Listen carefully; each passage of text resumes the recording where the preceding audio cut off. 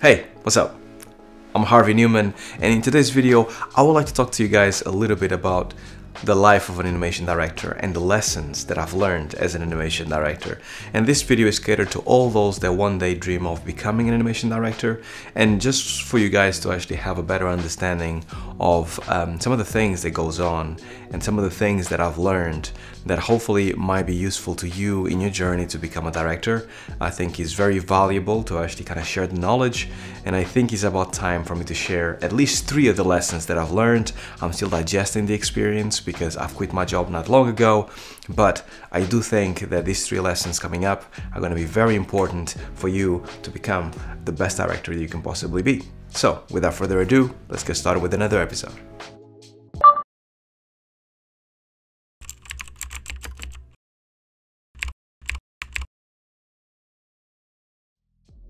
Alright, so welcome.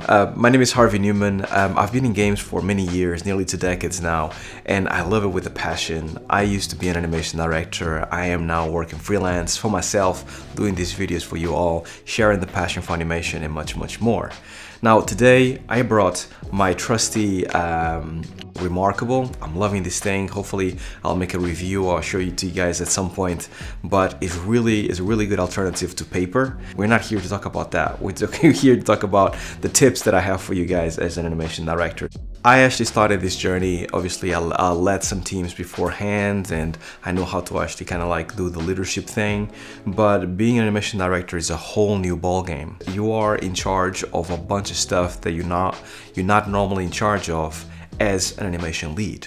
So some of the roles that an animation lead normally covers is to actually kind of like look at the quality of the animation, making sure that all animators are actually making the work or doing the work within schedule, and making sure that the quality is the same overall. Make sure that you actually come up with ideas, to make sure that you actually kind of think outside the box and create animation systems that are interesting. But as an animation director, you are in charge of everything to do with animation in the game. And that is all the way from the beginning, when there's no systems, there's no animation, and everything needs to be built from scratch. That's up to you, the director, to do. It's a whole lot of stuff. It kind of messes up with your head a little bit in the beginning because it feels like it's impossible to do, especially as a growing company making a super ambitious game. It becomes overwhelming at times. But the 3 tips that I want to give to you guys basically eradicate these things, these overwhelming feelings that you have. Now, the very first tip that I need to give to you guys is basically that your team is everything. And it's not about you, it's about your team. Because here's the thing that I've seen previous directors do, not all of them, but most of them, they think, obviously because they are talented, they got to a certain point and all of that goodness, that, you know, it's all about my job as a director to make sure that I look as good as possible, and then my ideas I seen through the game, and that ultimately everything that is made animation wise or otherwise is to do with my ideas and how I execute and all that stuff. Throughout this process, they forget about the team, and the team is actually the one doing the work. And most importantly, if you trust your team, you have an amazing, solid family that can actually be there for you, support you, empower you, and all that goodness. If you actually have it within yourself, within your mind, that it's not about you, it's about your team, then it becomes so much easier, right? A lot of the times, for example, I wouldn't know how to do something, right? So I would go to my team and I'd be like, guys, we have to do this thing. How do we go about doing it, right?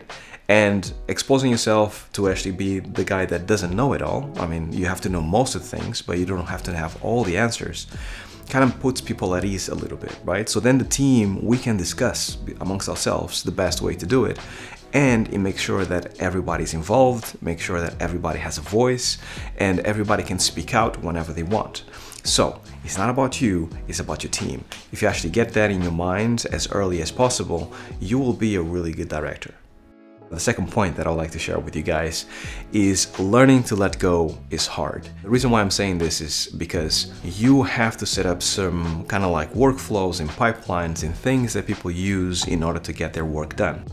Now, as the team grows, as you get your leads, as you get people that actually have a lot of impact, and especially if you hire really good people that have a lot of experience, like in my case, you need to let go of the saying in the organization that you have in certain aspects, right? Sometimes they forget that that experience is very useful for the job that they're doing now.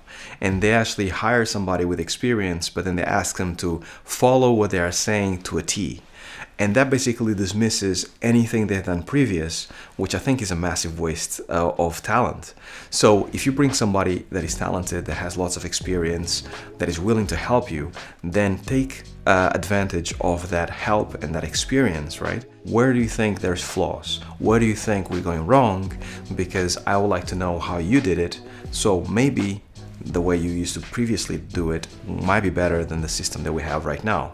And 9 times out of 10 might not be the case, might be that your system is 100% solid and it's great, but at one time that is not, then it means that your team got a little bit better because you heard or listened to somebody else's way of working.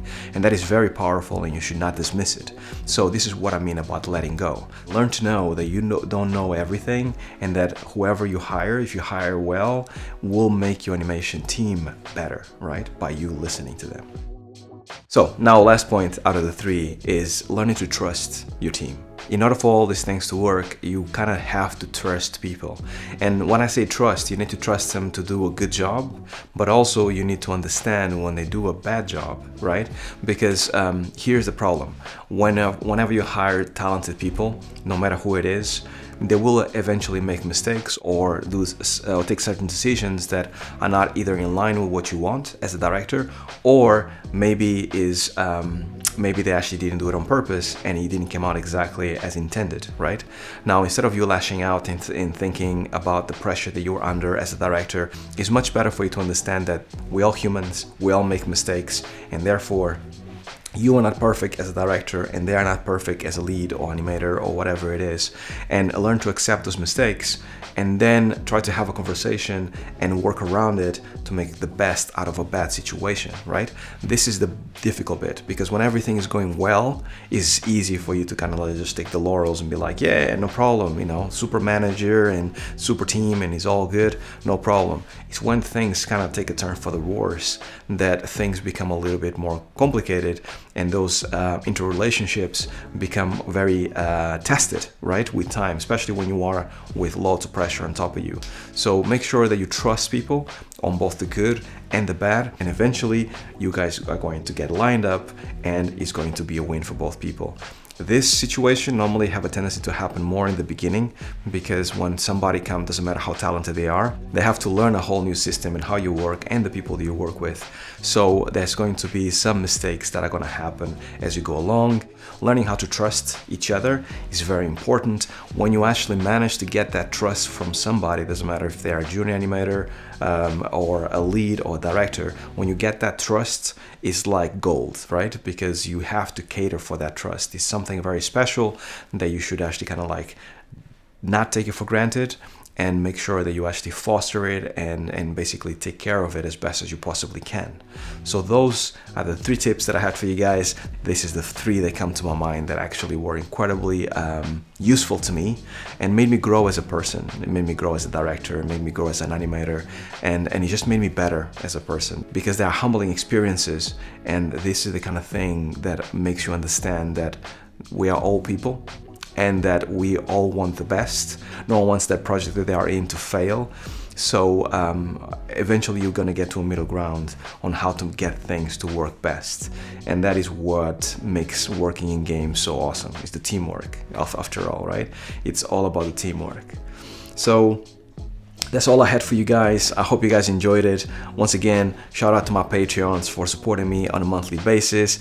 If you actually would like to actually go and check my Patreon, make sure to actually check it out, my perks, because they are really good. I actually have a monthly chat with you guys to talk about animation, and it's actually really cool. We just had one last month, so make sure you join me so we can talk about animation once a month on a video chat, all of us, and have fun. That's all I had for you guys. I hope you guys have a great rest of the week, and until then, stay well, stay safe. Peace.